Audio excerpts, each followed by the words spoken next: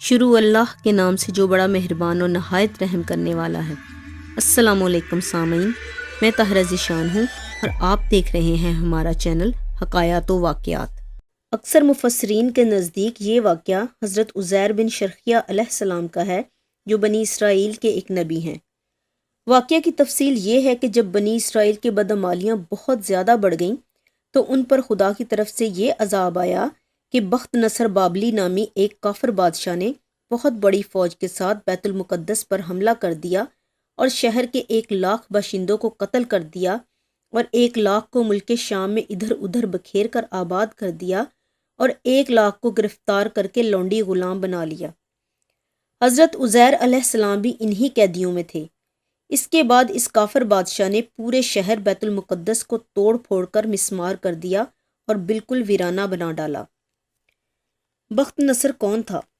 قوم عمالقہ کا ایک لڑکا ان کے بت نصر کے پاس لاوارث پڑا ہوا ملا۔ چونکہ اس کے باپ کا نام کسی کو معلوم نہیں تھا، اس لیے لوگوں نے اس کا نام بخت نصر یعنی نصر کا بیٹا رکھ دیا۔ خدا کی شان کہ یہ لڑکا بڑا ہو کر کہراسف بادشاہ کی طرف سے سلطنت بابل پر گورنر مقرر ہو گیا۔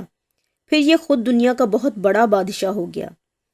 کچھ دنوں کے بعد حضرت عزیر علیہ السلام جب کسی طرح بخت نصر کی قید سے رہا ہوئے تو ایک گدھے پر سوار ہو کر اپنے شہر بیت المقدس میں داخل ہوئے۔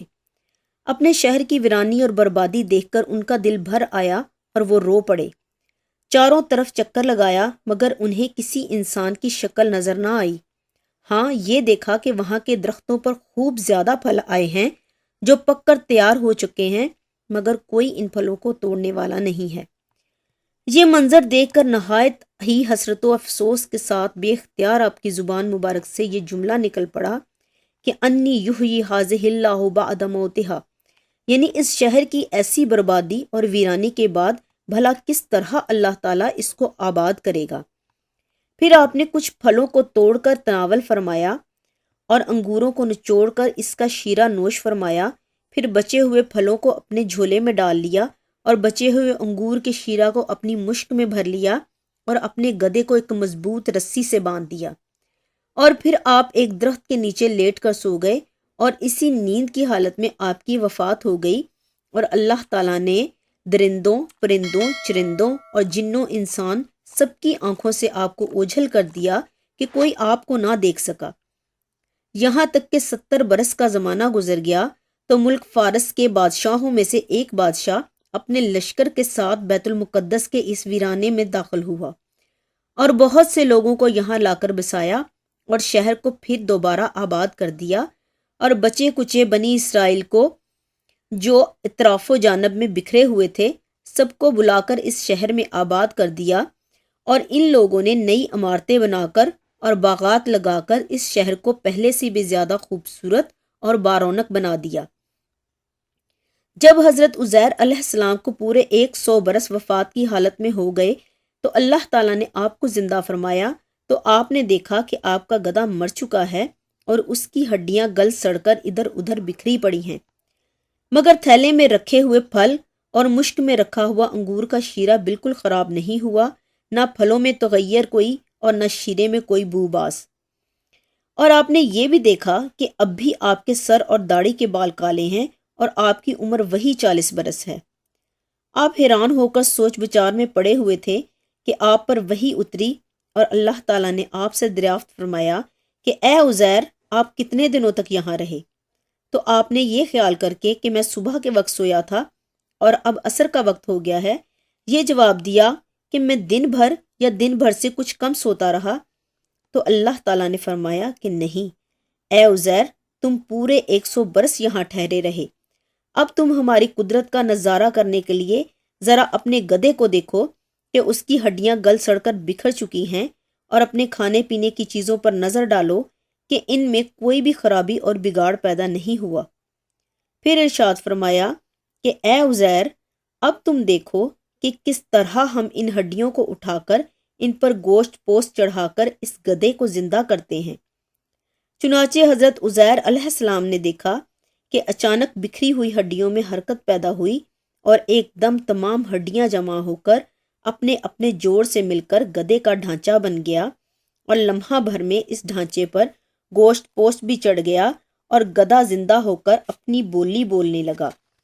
یہ دیکھ کر حضرت عزیر علیہ السلام نے بلند آواز میں کہا کہ اعلم ان اللہ علی کل شیء قدیر، یعنی میں یقین اور ایمان رکھتا ہوں کہ اللہ تعالیٰ ہر چیز پر قدرت رکھنے والا ہے۔ اس کے بعد حضرت عزیر علیہ السلام شہر کا دورہ فرماتے ہوئے اس جگہ پہنچ گئے جہاں 100 برس پہلے آپ کا مکان تھا، تو نہ کسی نے آپ کو پہچانا نہ آپ نے کسی کو پہچانا۔ ہاں البتہ یہ دیکھا کہ ایک بہت ہی بوڑھی اور اپاہج عورت مکان کے پاس بیٹھی ہے جس نے اپنے بچپن میں حضرت عزیر علیہ السلام کو دیکھا تھا۔ آپ نے اس سے پوچھا کہ کیا یہی عزیر کا مکان ہے؟ تو اس نے جواب دیا کہ جی ہاں۔ پھر بڑھیا نے کہا کہ عزیر کا کیا ذکر ہے، ان کو تو 100 برس ہو گئے کہ وہ بالکل ہی لاپتہ ہو چکے ہیں۔ یہ کہہ کر بڑھیا رونے لگی تو آپ نے فرمایا کہ اے بڑھیا، میں ہی عزیر ہوں۔ تو بڑھیا نے کہا کہ سبحان اللہ، آپ کیسے عزیر ہو سکتے ہیں؟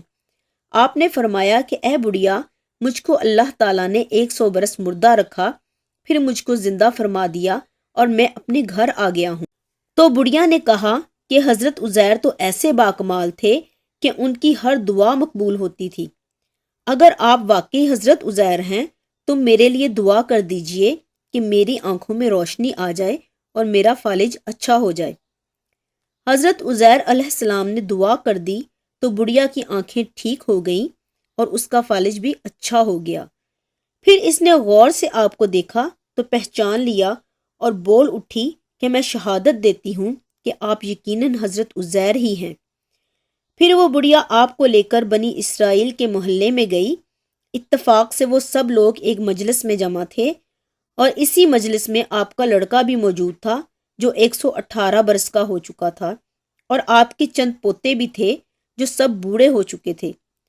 بڑھیا نے مجلس میں شہادت دی اور اعلان کیا کہ اے لوگو، بلا شبہ یہ حضرت عزیر ہی ہیں، مگر کسی نے بڑھیا کی بات کو صحیح نہیں مانا۔ اتنے میں ان کے لڑکے نے کہا کہ میرے باپ کے دونوں کندھوں کے درمیان ایک کالے رنگ کا مسا تھا جو چاند کی شکل کا تھا۔ چنانچہ آپ نے اپنا کرتا اتار کر دکھایا تو وہ مسا موجود تھا۔